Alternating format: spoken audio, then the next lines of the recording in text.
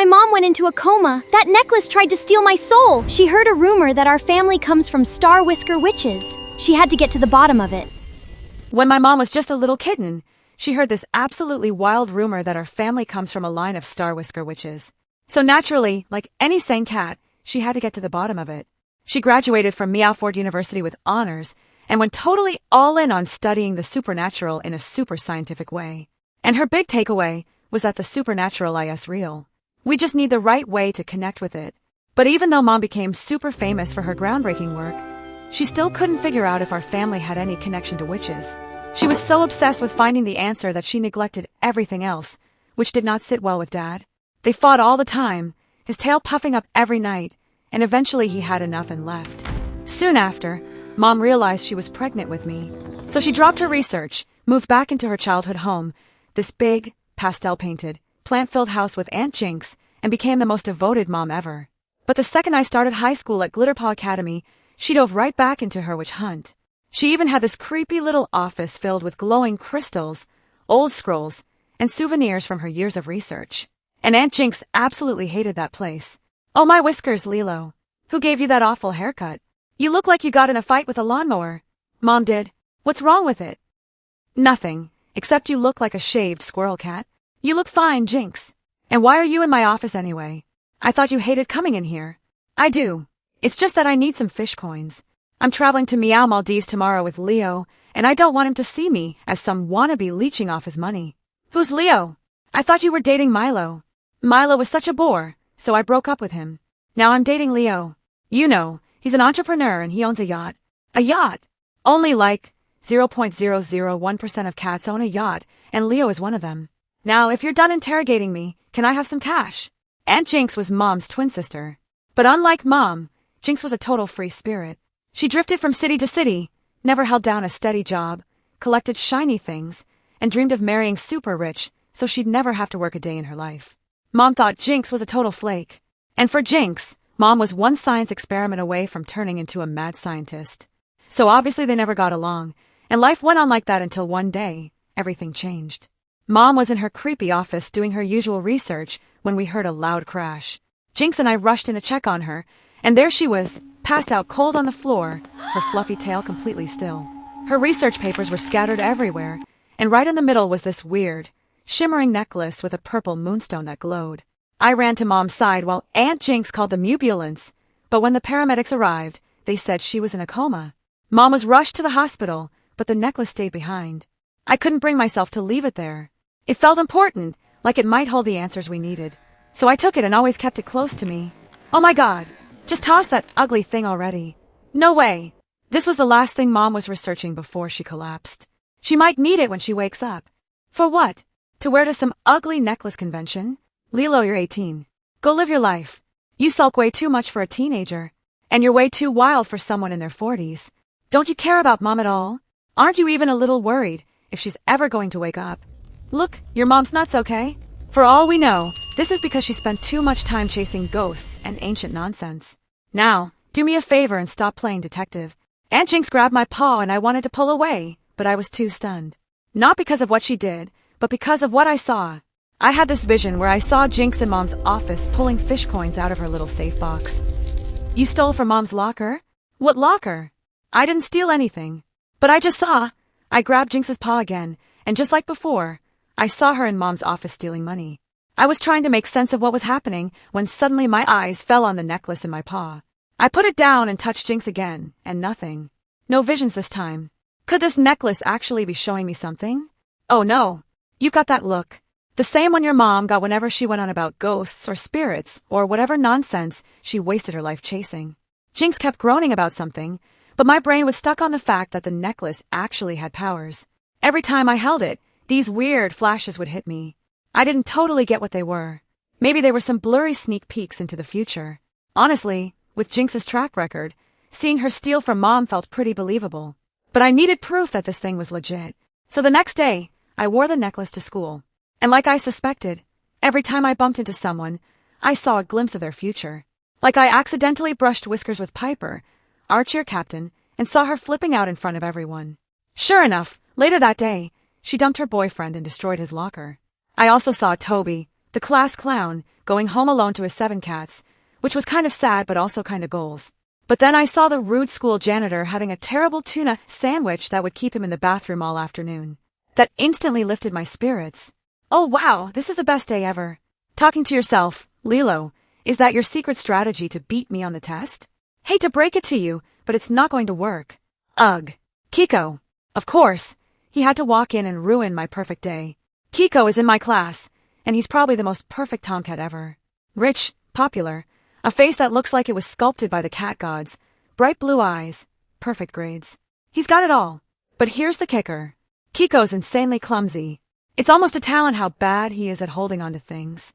Lunch trays, expensive vases, little kittens, you name it, he's probably dropped it. And yet somehow his clumsiness just makes him even more charming to everyone. Well, everyone but me. I just thought it was hilarious how someone so perfect can be such an uncoordinated mess. Oh my god. Kiko, are you okay? Did you hurt yourself? Yeah, I'm fine. Just flipped a little. No big deal. Quick, someone get ice. Call the nurse. Kiko, how many paws am I holding up? 2. What's so funny? Oh, nothing. It's just, isn't this a little dramatic? He just tripped. He's not dying. Just for the record, I could have seriously hurt myself. What if I hit my head and broke my tail? Would that be serious enough for you? Oh my god, you're fine. You may have a concussion, but that's about it. And you literally fall every day, Kiko. Multiple times a day. And you're walking just fine, aren't you? Kiko gave me the stink eye. And since then, he's been in this weird, unspoken competition with me. He tries to beat me at everything. Grades, gym class, who gets to the front of the cafeteria line first. And even though I have no idea why he's doing that, one thing's for sure. There's no way I'm letting him win. I'm here. I'm not late. Ew, what's that smell? Did you run here? Just ask, Lilo Puff, and I'll lend you a couple fish coins for the bus next time you're late. At least I can run without tripping over a rock and rolling down the street. I don't need to run. I have a car with a private driver. And thank God for that. Or God knows how many kittens you would have run over by now. You clumsy fool. How dare you? Kiko lunged at me, but his paw caught on the desk and he crashed right into me. As soon as we touched, I had this crazy vision of Kiko wandering through a glowing neon forest, moving deeper like he was searching for something. And then suddenly, he reached the edge of a cliff and fell. If you keep staring at me like that, you'll fall in love. Ugh. As if. Get off me. And yeah, maybe stay away from cliffs for a while. Okay. What? Did you not get enough oxygen to your brain while running over here? Just then, the teacher walked in, and we rushed back to our seats. That entire day, I couldn't help keeping an eye on Kiko. Even though he was a jerk, I didn't want him falling off a cliff because of some mysterious entity. That would break too many hearts at school. So later when I saw him walking toward the woods behind the school, I decided to follow him, but he'd already walked in deeper. I kept walking straight, trying to stay optimistic. When I finally saw Kiko moving towards the cliff in a trance-like state. Kiko, stop! No response. I screamed for him again. But when he didn't stop, I ran towards him and pulled his arm, snapping him back to reality. Lilo, what? Where am I? You walked into the jungle. You don't remember? No, I remember being at tailball practice, and now I'm just here. How did I even get here? And wait, how'd you know where to find me? Were you following me? You were, weren't you? Why did one of my dad's enemies send you to keep an eye on me? Tell me. For a second, I panicked. Kiko's dad was a senator, and me showing up out of nowhere was definitely weird, especially because we didn't get along. I could understand why he'd be paranoid. So, I had no choice but to tell him the whole truth. So you're telling me this necklace gives you the power to look into the future? Yeah, and I know it sounds super made up, but I swear on my 9 lives it's true. And if you don't believe me? No, I actually believe you. With all the weird stuff going on in my life right now, a magic necklace honestly feels pretty normal. That's when Kiko told me that for the past few months, he was being haunted by a ghost. It showed up out of nowhere. And ever since then, my life has been a mess. I was always clumsy, but lately it's been getting worse. I wake up doing the weirdest stuff, like wrecking my mom's rose garden, or doodling all over some portrait of my great-grandpa Whiskers, and I don't even remember doing it. But how are you so sure a ghost has something to do with this? Because I've seen it. Sometimes late at night, I'll catch a shadowy figure in the mirror, or feel like someone's standing right behind me. Plus, we moved into this house only 6 months ago, and my parents were warned it might be haunted. But the house belonged to my great-grandfather, and Dad was obsessed with renovating it and moving in as soon as possible. And now I'm haunted by this stupid ghost who probably wants me dead. I stared at him, trying to process what he just said. A ghost was making Kiko clumsy and dangerous. It sounded ridiculous. But then again, I was wearing a necklace that could show me the future. So maybe this wasn't totally ridiculous. You think I'm an idiot? Yes, but that's beside the point. Seems like this ghost has some serious beef with you, and we need to make sure it doesn't totally wreck your life. Follow me. Kiko watched me suspiciously, but followed me anyway, and I took him home. I led him to Mom's office, dug through some of her stuff, and pulled out a protective talisman, a little golden bell. This should keep you safe for a while. Although the ghost might still mess with your mind, it won't be able to harm you fatally. Gee, thanks. That's reassuring. But how do you even know this stuff works? My mom was a researcher of the supernatural. I picked up a thing or two growing up in this chaos. That is until she got sick. But I'm sure she'll be fine in no time. And this time when she's back, I'm not letting her out of my sight for even 1 second. At least you have that hope. I live in the same mansion as my parents, and I barely see them. Last month, when I kept waking up in random places around the house, my dad just hired a sleep specialist, then a psychiatrist, then a guard to lock my door at night. Not once did he ask me what was actually wrong. Just threw money at it until it looked fixed, and I didn't cause any drama. That sounds rough, but I guess we all have our battles. I guess we do. Since then, Kiko and I were practically inseparable. Honestly, it wasn't by choice. Kiko was convinced he couldn't survive without me. And to be fair, he wasn't entirely wrong. At first, the things I saw ahead of time were small, like stopping him from burning his tongue on hot tuna soup or mixing up sugar and salt. But as the week went on, things got way more intense. First, I saved him from falling into the fountain in the school courtyard. Then it was dodging a tail ball that almost slammed into his face. But things got really serious during science class when he nearly mixed 2 dangerous glowing potions together, and I had to jump out of my seat to stop him. It looks like every time I stop you from a disaster, the ghost just gets angrier and pushes you into an even bigger one. We need to stop this. Did you sprinkle moon salt along the floor, right up against the walls of your room like I asked you to? That's the only way to keep the ghost out of your room. Of course I did, but the cleaning staff always sweeps it up and complains to my parents about the mess. They think I've lost my mind. Then ask one of your bodyguards to watch over you at night. You've got plenty of those, don't you? What? Am I 5? My parents would think it's weird. You have to come up with a better solution. Like what? I can't watch you 24/7, Kiko. There's got to be another way. I have an idea. Kiko's brilliant idea was to sneak me into his massive walk-in closet overnight without anyone noticing. But why can't I just come in through the front door like a normal cat? I mean, you're kind of popular. Don't you have friends coming over all the time? You mean those kittens I hang with at school? They're only around because my dad's loaded. None of them are real friends. And even if they were, my dad's way too paranoid to let anyone in without running them through 100 security checks. Seriously, sneaking in is just easier and way more claustrophobic. You'll survive. But it was tougher than it looked. Kiko's place was like a fortress. Big sprawling gardens full of catnip. Guards crawling everywhere with big fluffy guard dogs that would totally rip you apart. Even his closet was bigger than my whole room and filled with more bright designer jackets than I could count. So, I slipped in and waited for Kiko while his guards patrolled the house. But with the blackout, the air felt heavy and I started to feel dizzy. Before I knew it, everything went dark and I passed out. Okay, wait, pause. I know. You're literally on the edge of your seat, and I just left Lilo passed out in a billionaire cat's closet. Rude of me, I know. But real quick, it's just you and me here right now. Yes, you. The one watching this at 2 a.m. with your headphones on, probably with your own cat judging you from the corner. I see you. If you're loving this chaotic, bright, witchy cat drama, do me the tiniest, most adorable favor? Hit that subscribe button and follow Cats&AI. Like, right now, boop it with your little paw. Not because the algorithm told me to say it, but because if you don't subscribe, who will tell me to keep making these unhinged cat stories? Lilo and Kiko literally live inside my laptop until you tell me to let them out again. You're officially my favorite human in this whole story now. Don't tell Kiko. He'll get jealous. Okay, back to the closet. She's waking up? When I opened my eyes, I wasn't in the closet anymore. Instead, I was standing in a dimly lit hallway with creaky wooden floors and walls lined with old paintings of very serious-looking cats in Victorian outfits. Finally awake, sleeping beauty. I spun around to see a girl my age, dressed like she had just walked out of a 19th century cat drama, with a big poofy dress and a tail swishing like she owned the place. What is this? Where am I? Who are you? Slow down, kitten. One question at a time. You're having a dream, and I'm the ghost of this gorgeous mansion. You're the one haunting Kiko. Haunting is such a dramatic word. Let's just say I'm invested in his miserable little life. Why? Because I enjoy tormenting pretty boy cats. In life, I scarcely had the time for such amusements. But now, as a ghost, I can slip in and out of their lives as I please. It's one of the few pleasures I have left. Now, if you're done pestering me with questions, there's something important I need to show you. She led me down a narrow staircase and finally stopped in a weird cave that looked like it was centuries old. The walls were all stone, and on them were strange looping paw symbols repeated over and over in neat rows, glowing faintly pink and blue.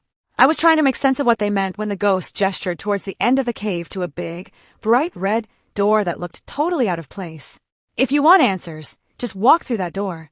What's behind it? The truth. You're really enjoying this, aren't you? Oh, immensely. Now do as I say. You don't have much time. I took a deep breath and walked over to the door. But just as I was about to turn the knob, I heard a scream coming from the end of the cave. I got so spooked I immediately recoiled and fell. My head hit the ground, and I don't remember what happened next except I woke up staring at the ceiling in Kiko's living room. I slowly got up trying to make sense of what happened when I saw Kiko holding a lighter, standing inches away from the curtains, his eyes completely glazed over. Without thinking, I lunged forward and snatched the lighter out of his paw when suddenly Kiko's parents walked in. Who are you and what are you doing in my house? Dad, I'm not asking you, Kiko. You go to your room. But Dad, I said leave. Kiko's mom took his paw and took him to his room, while I just stood in the living room motionless.